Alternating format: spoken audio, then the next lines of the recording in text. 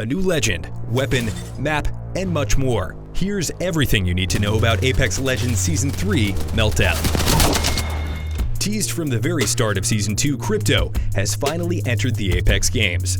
An elite hacker and engineer, Crypto was forced to abandon his original identity to escape the mysterious Syndicate. In-game, Crypto confers unmatched battlefield awareness to himself and his teammates through the use of his surveillance drone. Got one right here. Activating his tactical ability launches the drone into the air, allowing the player to pilot it anywhere within its massive range. Enemies within the drone's line of sight will be highlighted, and thanks to Crypto's passive Neurolink, teammates within 30 meters can see detected enemies, even through a wall. Crypto can abandon control of the drone at any point, which will cause it to hover in place and continue to relay enemy locations to Crypto and his teammates. If your drone is already deployed, using your tactical ability simply resumes control wherever you left it. Alternatively, you can instantly recall the drone in the air or on the ground, which will holster it on your back. Amazingly, none of these actions have a cooldown, so you can launch, pilot, abandon, relink, and recall your drone at will. If your drone is destroyed, on the other hand, you'll have to wait 40 seconds to send up a new one. Furthermore, Crypto's drone can interact with chests and even see how many enemy squads are within range by glancing at a billboard. Crypto's ultimate is EMP, which charges up an electromagnetic pulse at the location of your drone.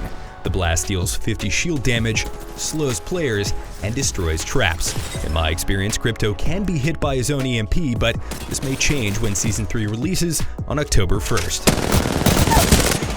Meltdown will see players saying goodbye to Kings Canyon for the time being and greeting World's Edge, a larger, more environmentally diverse play space with an emphasis on both long-range combat and tightly packed urban CQB.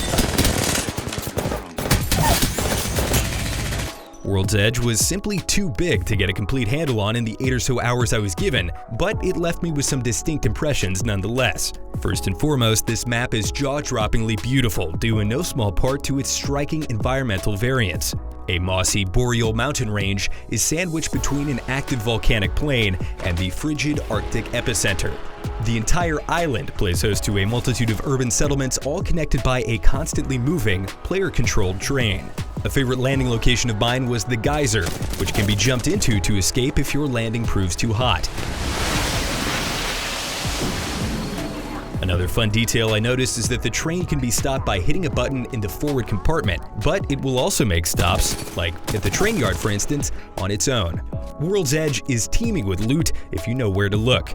Cargo bots drop items of the corresponding rarity if you wait for the box to flash the right color, and vaults are speckled around the map which require a key to open. But you won't need to break open the vault or loot a drop to acquire Season 3's brand new weapon. The Charge Rifle is part of the common loot pool and therefore can be found anywhere on the map.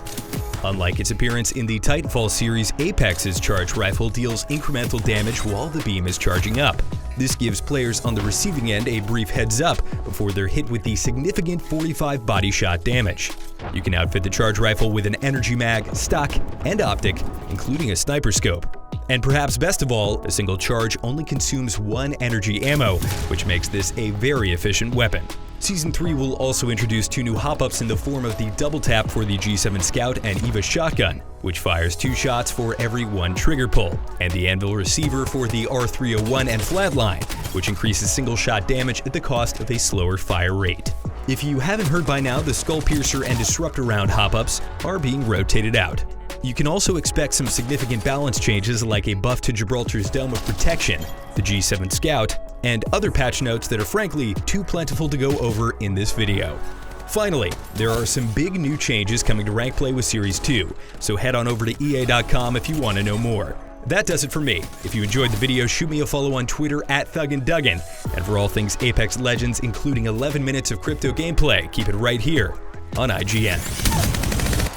Reloading. Full squad deleted. You're still in this.